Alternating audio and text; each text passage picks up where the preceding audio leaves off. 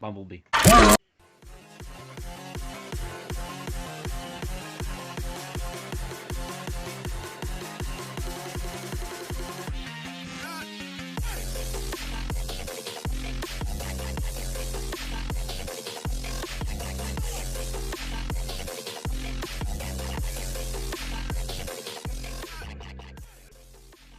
Bumblebee is the most recognizable Transformer nowadays, with the exception of Optimus Prime.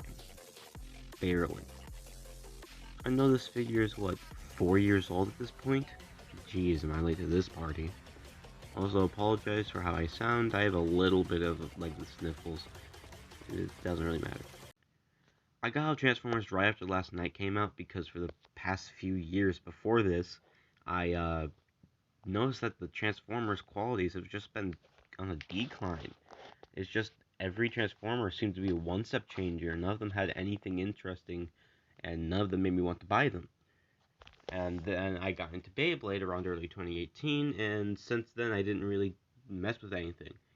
Even though 2018 is the same year that Hasbro started killing Beyblade and started the Studio Series line and making the good Transformers. But now in 2023, I decided to start collecting Transformers again, especially since my previous collection got stolen. And I'm starting back a new collection with the Studio Series Bumblebee figure. Now, is this figure worth picking up? Yes. And by this figure, I mean specifically this figure, the Studio Series 49 Bumblebee. Yeah, he comes with a battle mask and not an actual face, but if you're like me and that doesn't bother you, great. If it does bother you, cope. Now, starting in his vehicle mode, which as I mentioned in my short review, and yes, I'm still too lazy to look it up, I believe to be the concept Camaro. It comes with this cannon, that's like the only accessory that he comes with besides the backdrop that I'm not taking out of the box. I am keeping this box, I'm not throwing it away. And yeah, you can store it back there. Lots of people say like, oh, it looks ugly. To me, it just looks like, you ever see people tape a bike to the back of their car? That's kind of what it reminds me of. I don't know what I'm doing. I'm a child. People say that the car rolls really well, but what they do not mention is that these arm guards here, they do tend to scrape, even on flat surfaces. Yeah, it's able to roll still, but it doesn't roll as good as other Transformer figures from this line. Let's get into what I call the main event, Transformation. It can be a bit finicky, and on my compy, I had to, and still have to, shave down the tab where the mini wings plug in, but despite its finickiness, I find myself flipping him back and forth constantly. This is a really good figure. Now, I do have a few issues with him that I probably should get into. And as you probably saw during the transformation, one of his little mini wings got stuck and just popped off, which I'm glad this isn't pinned in. I think later versions have this pinned in, which I don't think that'd be a very good decision. But yeah, it just popped off because I need to shave down that tab as well. Because I shaved down the tab on the other side because they were so tight.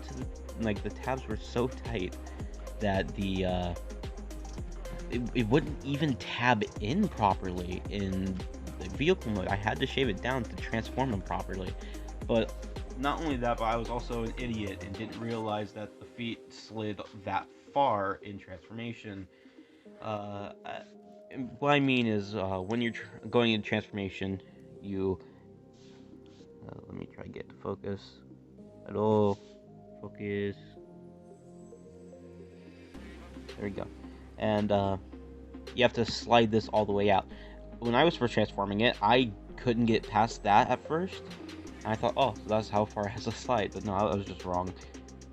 But another issue that I do have is that the tabs that are supposed to keep the feet locked in, they're not that strong. I know it kind of looked like I just was being a bully to it and like using a lot of force, but because of that, when I first got this guy out the box, I thought I had very bad loose feet, but no, you can't even tab it in properly. It's like too hollow. So what I do is I just push right here on the back of the foot, and that tends to just keep it in. But I don't think I have any other issues with this figure besides that.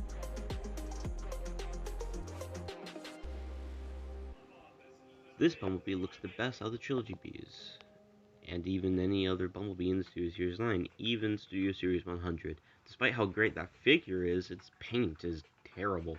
But back on track, this Bumblebee, Studio Series 49, has the best paint and the best tolerances due to it being an early mold.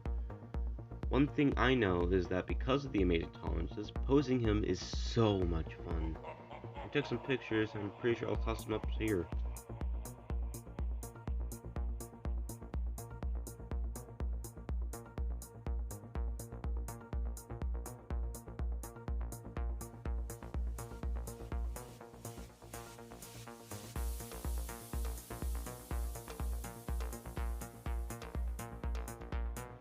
Speaking of poses, let's talk about articulation.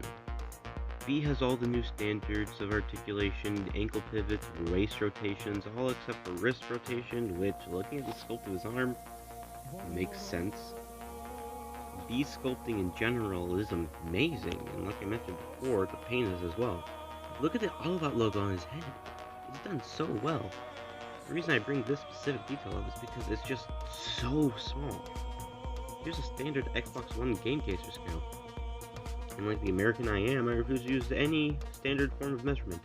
This has been a review for the Studio Series 49 Deluxe Class Bumblebee. I hope you guys enjoyed and I hope you guys subscribe. This is your Stormcaster signing off.